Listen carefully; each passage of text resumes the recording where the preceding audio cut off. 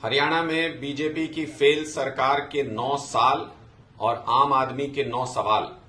मुख्यमंत्री मनोहर लाल खट्टर जी, आज हमारा दूसरा सवाल बेरोजगारी से जुड़ा हुआ है। आपके 9 साल के कार्यकाल में हरियाणा बेरोजगारी में नंबर 1 पहुंच गया है।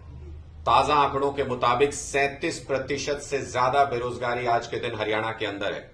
आप इसी से अंदाजा लगाइए कि 13,500 ग्रुप डी के पदों के लिए आपने नौकरी निकाली और उसकी परीक्षा देने के लिए 13,75,000 युवाओं ने आवेदन किया।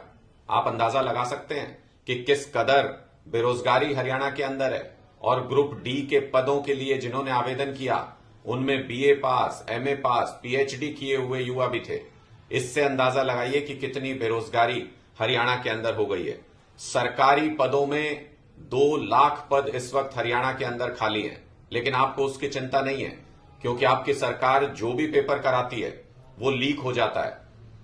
पूरे हरियाणा के अंदर इस वक्त ये चर्चा है कि इतने पेपर लीक हुए हैं आपके कार्यकाल में, इतने पेपर लीक हुए हैं कि अब लोग कहने लगे हैं कि पूरी खट्टर सरकार ही शायद लीक हो गई है। आपके 9 साल के कार्यकाल में 25 पेपर लीक हुए हैं।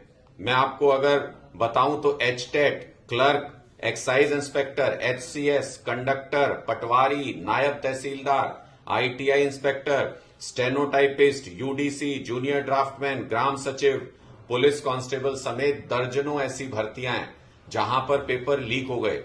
अभी ये ग्रुप डी के पेपर के बारे में खबर आ रही है कि ये पेपर भी लीक हो गया था और इसके ऊपर भी पुलिस केस दर्ज हो गया है। यानी ये भर्तियां भी अटका देंगे आप। इससे पहले ग्रुप सी की भर्ती 32,000 पद आपने कहा हमने ग्रुप सी के लिए निकाले हैं, परीक्षा भी ली, बच्चे परेशान भी हुए परीक्षा देकर के।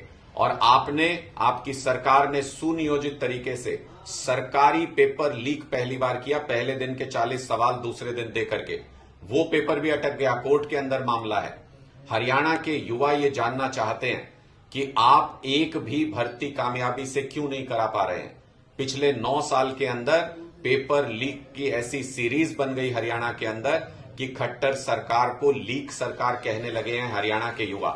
पूरे प्रदेश में इस वक्त बेरोजगारी की बहुत बुरी स्थिति है, बहुत बुरी हालत है।